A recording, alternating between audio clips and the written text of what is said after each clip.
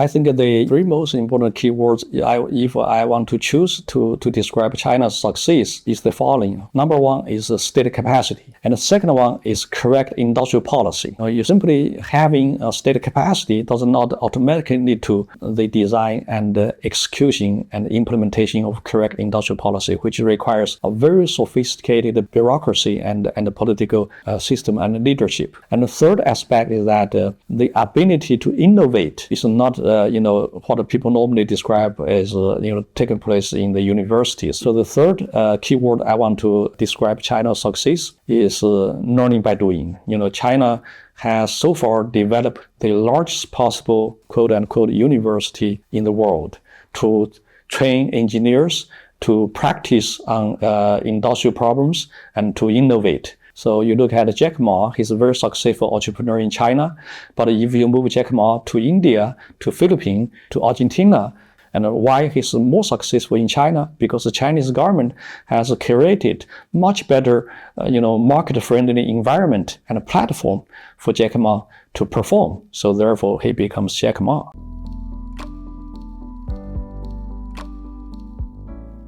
Donald Trump's policy, this so-called forbidden to sell computer chips to China, is a very destructive way to compete and will eventually help China and destroy the U.S. The reason I give to them is the following. I said that if you look at the U.S. own industrialization policy and look at the history of the rise of Europe, look at the UK and Germany, for example, and Japan, and look at China, as I said earlier, every successful nation has relied on in one way or another, industrial policy. China has gone all the way from rural industry, also called township village enterprises, all the way to high-speed rails, and all the way to sort of frontier. But China still has the last mile to travel in terms of before becoming the leader of technology innovation. And this last mile to travel actually is the high-precision equipment and computer chips. And if China would want to use the traditional approach, which was used by the US in the 19th century, used by UK, its history, and Japan, China should do the following: to violate every possible WTO agreement, to set up high tariff walls against importing US or foreign computer chips, so as to protect China's domestic computer chip market and incentive Chinese firms to engage in chip production. Even though this is going to take a long time for China to catch up, and this is going to utilize China's huge domestic market to facilitate the competition among Chinese firms to upgrade their chip technology. But this is very expensive, and the government also need to burn a lot of money to facilitate this process. But however, because of the WTO agreement, Chinese government dare not to do that. And if China start to do that, I think every nation as a member of WTO will sue against China and will kick China out of WTO, because this is an obvious violation of WTO agreement. So China could not do that. But if China does not do that, China will never be able to develop its own chip industry and will always rely on foreign imported computer chips. But turns out that has been the case, and the U.S. is the largest beneficiary of this kind of global trade. U.S. design computer chips, and some other economies produce it, and China purchase it. And China is the largest market to absorb this kind of chip industry output. So I think that situation ideally should be long-lasting. But it turns out President Donald Trump decided to destroy that. Donald Trump says that, hey, I want to help you, China. I'm not going to sell you any computer chips. And from now on, you have to rely on your own to innovate, to invent, to produce, to design your own computer chips. So I told my American colleagues, actually, that's a good news for China. China wanted to do that by set up high tariffs to protect the chip industry and spending 10, 20, 30 years to develop that. But China could not do that. And China also lacks the national will to do that. If the government say we want to do this, all the private sector will revolt against the government. But Donald Trump is actually creating a magical policy to help China. Say, I don't want to sell you computer chips. Now you're on your own. This gives China the greatest possible opportunity and strong willpower to develop its own computer chips. And even though in the short run, it's going to be very painful for China, but in the long run, China will be the biggest winner, and the US will be the biggest loser in this regard. So I think this is fundamentally the largest possible strategic mistake made by the US government. And the Biden administration unfortunately inherited this Donald Trump policy and keep doing this kind of policy. There's a view that Chinese economy has already peaked. I think that view is completely inconsistent with the history of industrialization. As I mentioned earlier, China is still in the process of finishing its industrial revolution or industrialization. If we further divide the process of industrialization into several stages, we can call the first stage, the textile light industrial revolution, and the railroad or steel-led heavy industrial revolution, and then the so-called IT technology-led third industrial revolution, today AI and new energy-led fourth industrial revolution. But based on my research of economic history, any nation, if we want to become modernized, you cannot just directly jump into fourth industrial revolution.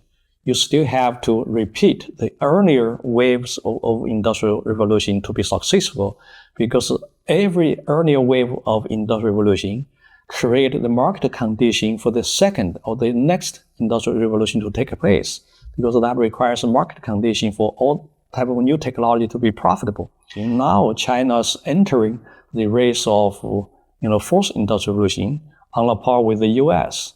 So even though China now is already entering this race of fourth industrial revolution, but China has not completely finished its earlier phases. For example, China still has a large agricultural sector which is not completely modernized, and leaving China with still about 30%, around 30% or even more population living in the rural area. So China still has a huge room to develop and to finish its industrialization process. And today, China's average per capita income is still at the average level of the globe, and it's not high income economy yet. But what gives me the confidence that China is able to fill that gap and completely finish the earlier phase of industrial revolution was based on the three observations. Number one, China has followed the right industrial sequence or industrial policy. The second most important aspect is state capacity. And China clearly still keeps that state capacity, and that's a very important critical element. And many developing countries now, we see they are not able to develop, and they fall into the so-called poverty trap or middle income trap, is precisely the lack of state capacity, which is not the case in China.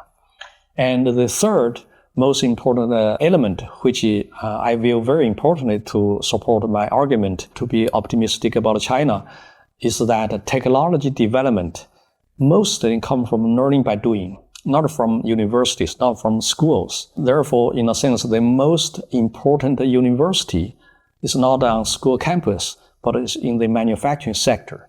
And China has the world's largest manufacturing sector ever in human history that created the largest learning opportunity and the opportunity for creation, for innovation in China. China's university, of course, still look backward compared to US universities. But, if you look at US history, fundamental science, was never an important issue for the government in the 19th century. In the 19th century US, US government never paid attention to fundamental research. They just applied the research, scientific research from Europe to their economy. They try to become the number one manufacturing center. And it is only after US become manufacturing center, their innovative capacity start to explode. Earlier, they were just simply a follower or mimicking European technology. But once they moved into the frontier of manufacturing, and the US was forced to become the leader, and the opportunity for innovation also become widely open. That's also the case in China.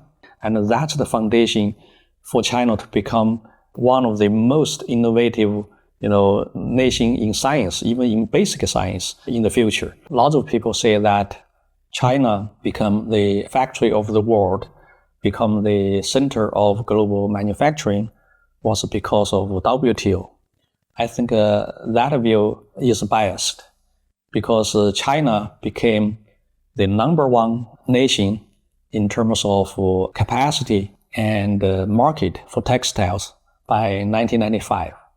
In other words, in 1995, 6 years before China joining WTO, China was already the world number one textile producer and exporter. Therefore, 6 years later, when China joined WTO, China was ready to exploit or utilize the global market. Whereas other developing countries such as India, they joined WTO earlier than China did, but there was very little effect. This most important reason was because those nations were not ready at all. Their government did not, or they failed to nurture the correct industry using correct industrial policy. But China started to nurture textile industry, started in economic reform by 1979. And so with almost 15 years of continuous government nurturing and facilitation and assistance, China's textile industry developed very rapidly. Earlier was led by SOEs, by state-owned textile factory. Later on, led by private enterprises. But even private enterprises also need government help for them to grow rapidly and in a healthy manner. So therefore, the very reason WTO served as an important juncture for China to become the center of manufacturing was not because of WTO per se, was rather because of China's government industrial policy to facilitate and to develop textile industry before that. Now China's industrial revolution is featuring automobiles and China's EV cars and China's solar panel, new energy in technology now is the leader of the world. The Chinese government started to nurture, facilitate a new energy technology back 10 or even 20 years ago. And so there has been a long history and preparation for China to develop and to innovate in this industry. Chinese government has provided lots of financial support to build lots of infrastructure which is required for EV cars to function smoothly and to be commercializable and to be accessible and user-friendly by household. And without those industrial policy, for example, China's capacity to generate electricity is very important. Nowadays, if you travel to some other emerging economies such as Vietnam and India, you realize one thing which is very striking, that is the lack of the capacity to supply enough electricity. China electricity capacity or supply capacity now is number one in the world. It's producing twice as much electricity than the US. And that provided the foundation for the EV industry to emerge. 朋友都知道我是很挑剔的，防晒乳我选 KISS 皇家呵护抗光清爽高防晒凝露，因为它有媲美蓝光神盾的抓藻植萃，保护我在阳光下延缓肌肤老化，维持青春弹力，可以防御工作环境里的3C 商品，各种光源对肌肤的伤害，擦起来清爽不黏腻。我特别喜欢它做到海洋友善。365天，天天抗光抗老化，是我的保养日常。你呢？